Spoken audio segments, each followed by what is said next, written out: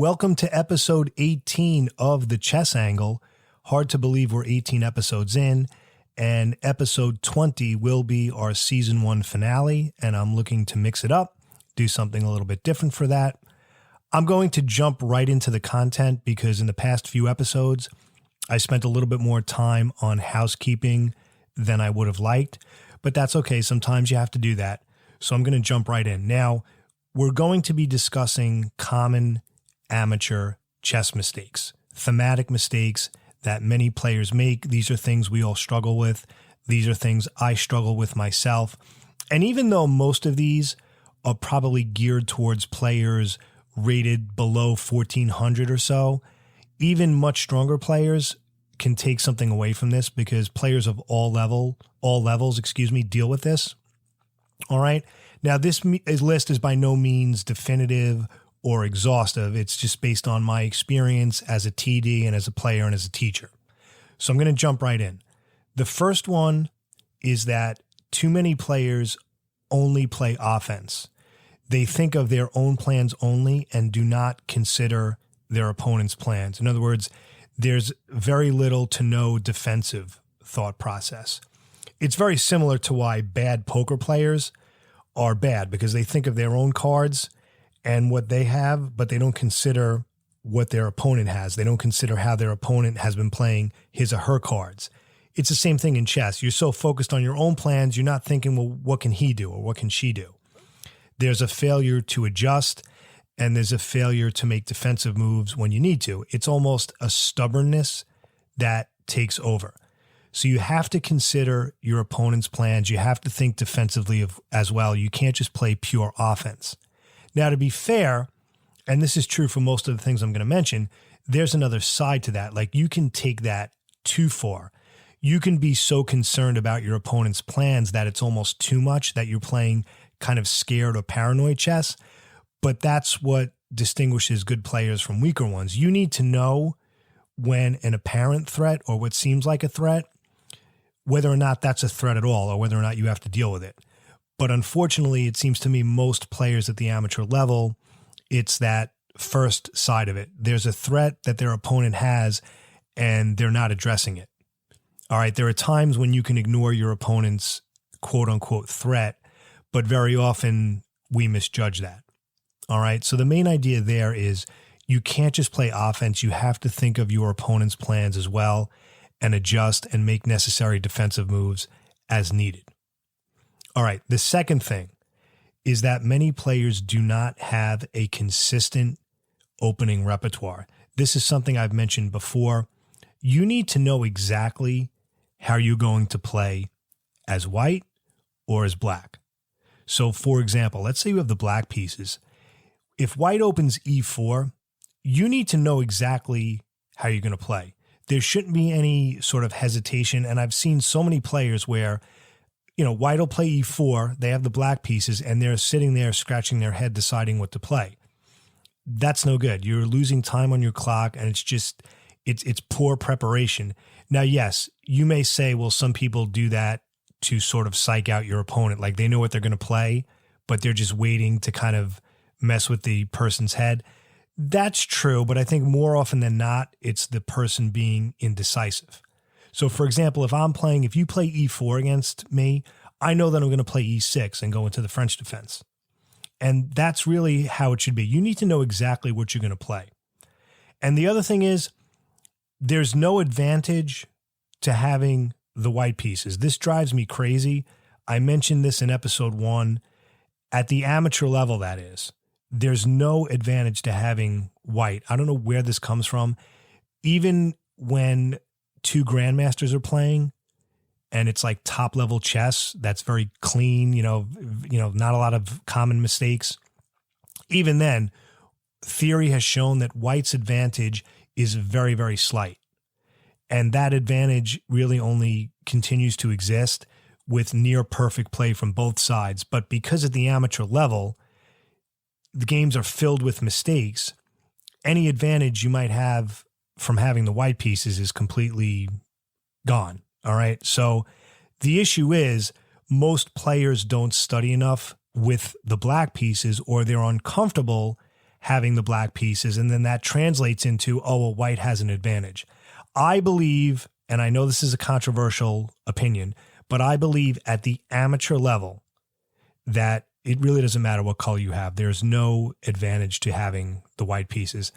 I know I just went down a little bit of a rabbit hole, but the point I'm trying to make is that you need a consistent opening repertoire, and you need to know exactly what you're going to play as white, exactly what you're going to play as black, and stick with it. Stick with the same repertoire, because that way you'll see positions that are much more familiar to you.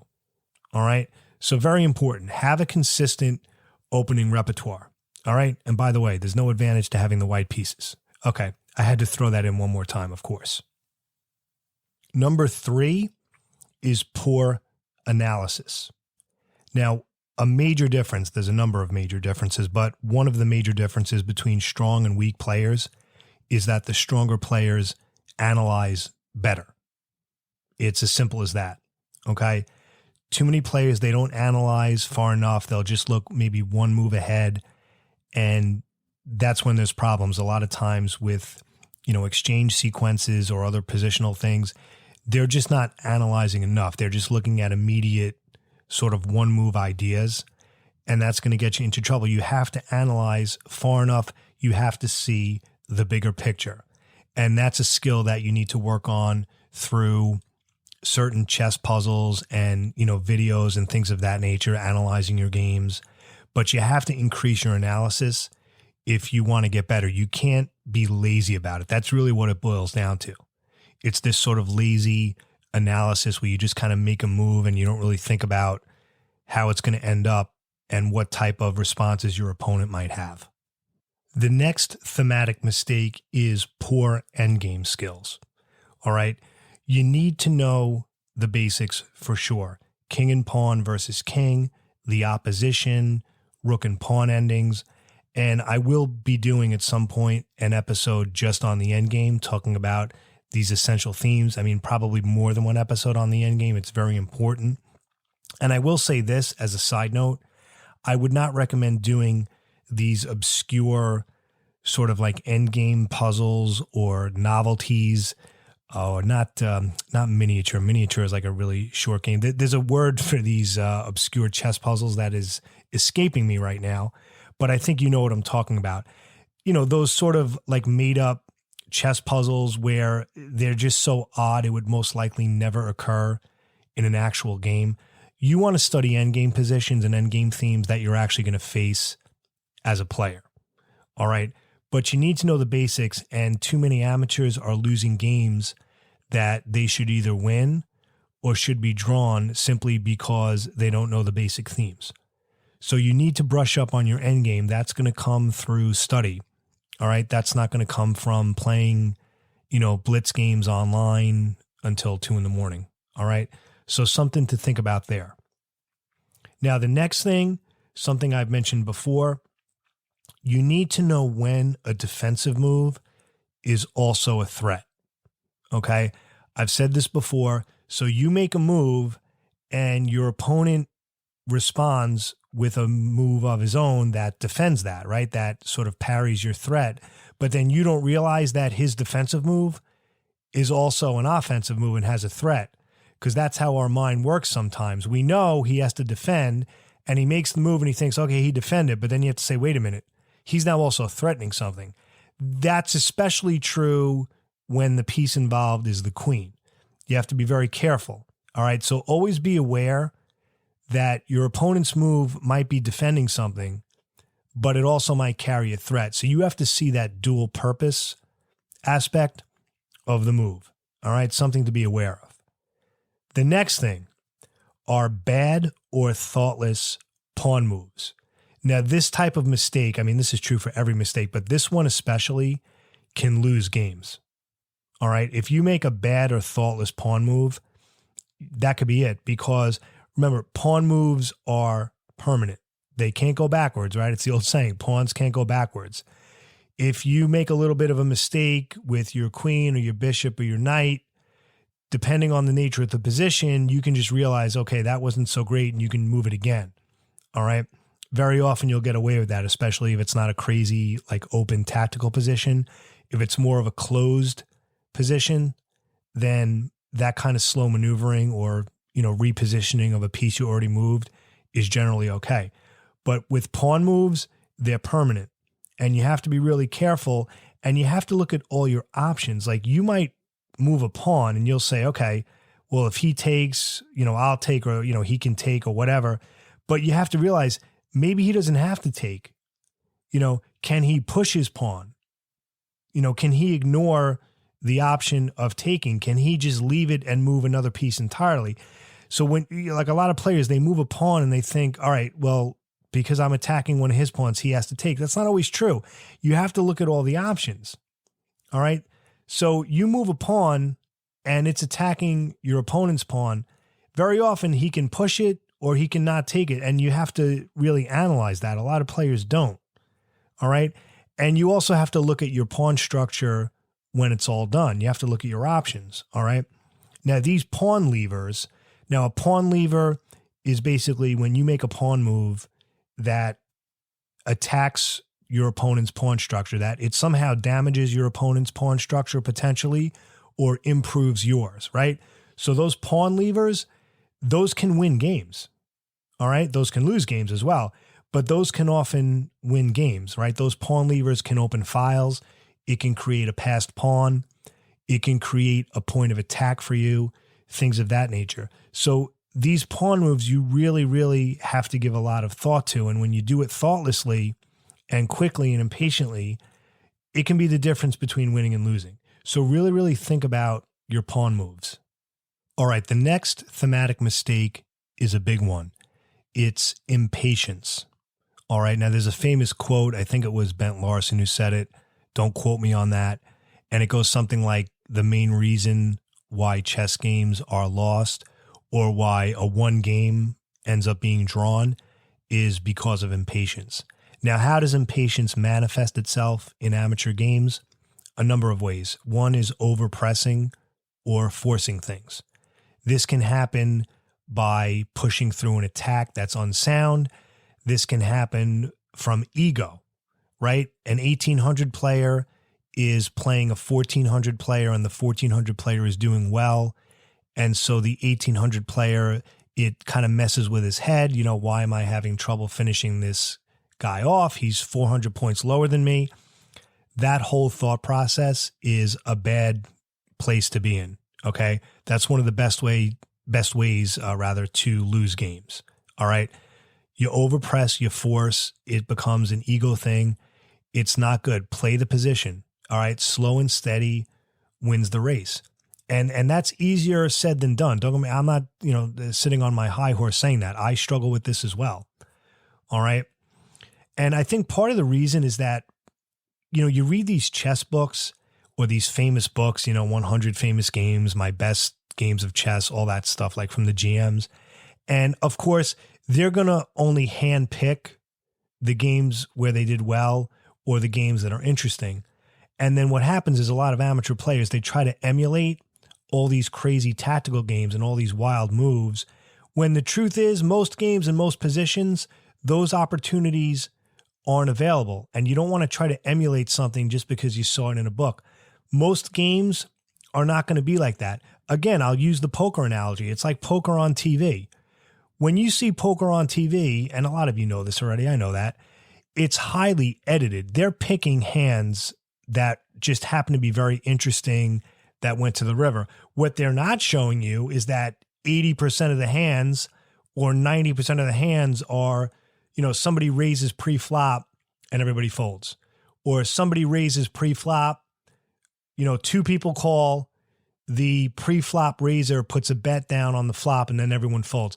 Most of the time at the highest levels, the hands aren't going to go to the river. But the few that do, those are the ones that make the cut for TV. And so then a lot of people, they get into poker and they think, well, every hand's supposed to be like that. It's the same thing with chess. You see all these interesting games online or in the books, and you think every game is supposed to go that way. And so you find this, tactical solution that doesn't exist because you think it's supposed to be this brilliant. Most chess games are going to be straightforward where you'll push ahead with a very small advantage and just kind of squeeze your opponent into a win. But that leads to impatience, which is what we're talking about, where you're trying to force something that doesn't exist. It's a lot to think about. It's a lot to take in, but it's a major problem. You can't force things. You need to be patient. Let your opponent be the impatient one. I mean, I can't tell you how many games I've won just by kind of sitting tight, playing a normal game, developing. My opponent tries too hard and I just kind of, coast into a win. But on the other hand, there are times where I fell into the impatience thing, where I tried to force things needlessly, and then you end up losing, or if you still end up winning the game, it ended up being much more wild and crazy than it needed to be. The next one is poor trading. I mentioned this before a little bit. Exchange sequences are huge. You have to look at the resulting position after you trade. So you might say, okay, I'm going to trade my knight for his bishop. The point count is equal. Yes, but what's the position going to look like after? Are his other pieces going to be better? Is he going to have a space advantage? Is he going to have more control over a square? You really have to look at exchange sequences carefully, because if you don't and your opponent gets a positional edge, that could be enough to win, or it could be enough to put you on the defensive that you'll end up, losing time on your clock, things of that nature. All right. Now, many times, yes, you'll trade and it's still going to be even. That is going to be true a lot of the time. And if you don't put thought into it and you trade and it's even, you got lucky there. But that's not always going to be the case. You have to look at exchange sequences very carefully. All right. That's all I'll say on that. Moving on. Poor clock management is a big one. All right. And this is something that can hurt players for, a long period of time if they don't improve this, because this is something, I don't know if you can really study to improve that. This is more of a psychological thing and something you really have to think about and that you have to adjust while you're playing in tournaments. All right. So the first thing I'll say, just some thoughts about this. You have to adjust your play based on the time control, obviously. So if you're playing with a quote unquote club time control, like my club is 90 minutes with a 5-second delay, that's a completely different approach than if you're playing in like a classical time control, like 40 moves in 2 hours, that type of thing. A game 90, even with the 5-second delay, you got to make a decision. You got to move. Okay. You have to pace it out. And this is why, as I mentioned earlier, if you have a solid opening repertoire, you'll lose less time on your clock, things of that nature. But you can't drag out like every move. Like you can't be spending 7 or 8 minutes on a move if it's a game 90. You're going to lose on time. Now, I mentioned the book Chess for Tigers in episode 16, which is fantastic. He has a whole thing in there about not being a nervous ninny, because that's another reason people get into time trouble. All right. When you're a nervous ninny, you're basically playing paranoid chess. You're worried about every little thing. Yes, you need to be careful and you need to analyze, but it can't be to the point that you're wasting time on your clock needlessly. All right. An example of that is, what they call the witch rook scenario. For example, let's say there's an open file and you have a rook on the F file and a rook on the H file. It's like, which one do I move to the center first? A lot of the time, it's really not going to matter, but a lot of players will waste minutes obsessing over which rook to move there. These are the types of decisions where you lose time on your clock. All right. And it's something that, you have to work on. And we talked before in other episodes about adequate moves versus perfect moves. Okay. Perfectionism is something that can hurt your game, where like every move has to be the perfect move. If you get into that mindset, you're going to lose time. You have to know when to make adequate moves and save time for those critical positions where you need more time to think. Now, as far as, using too much time on your clock, yes. But I've seen players where it's the opposite, where they move way too fast. That can be just as much of a clock management issue as using too much time. I mean, I can think of one player who, he literally thinks that it's like a competition to see who can use the least amount of time on the clock. He once lost a game and was like, yeah, but I had, an hour left on my clock, as if that matters. And he didn't realize that all that extra time he had should have been used to think. If you end a game, let's say you play a game, it goes into an end game. It's like, 60 moves and you have like 3 minutes left on your clock, well, you could say that's good clock management because you used your time. All right. So when we say poor clock management, that can mean using too much time, but it can also mean using too little time. And it's a tricky thing. And that takes a lot of time and a lot of practice to get used to. But if you're having clock issues, everything else you're going to struggle with. All right. And I'll mention Chess for Tigers again, because in that book, he talks about that a great deal. He basically says in the chapter on clock management that if you're struggling with time pressure all the time, that every other aspect of your game is not going to matter, that you need to lick this problem first. All right. That's episode 16 if you want to check it out. And lastly, but not least, we want to avoid, or you want to avoid, I'm suggesting this, these silly online chess sessions. Now, yes, I play chess online myself, not that much, but I do use it. And what I recommend is you got to be very careful with these very fast time controls, like these 3-minute games. Even 5-minute games can be too much. I like doing them, don't get me wrong, and I've said that before, but you don't want to overdo it. All right. And one thing that I've been doing lately that's really been helping, I stopped playing without a delay. Like I've been doing recently what they call 5-5 games, 5-minute games with a 5-second delay. What a difference. All right. That's actually a lot of time when you have the 5-second delay. Now, remember, when you play on the internet, the 5-second delay, you actually gain time. They add it to your clock. It's more of a bonus delay. Whereas when you play in USCF tournaments, it's not a bonus delay. It's what they call the Bronstein mode. In other words, your clock ticks down for 5 seconds before your actual time starts. All right, but you're not adding time to your clock. Whereas online, when you have a 5-second delay, you're actually adding time. So in other words, online, if it's a 5-second delay, but you move in 1 second, you'll gain 4 seconds on your clock, that type of thing. But I've been playing these 5-minute with a 5-second delay games.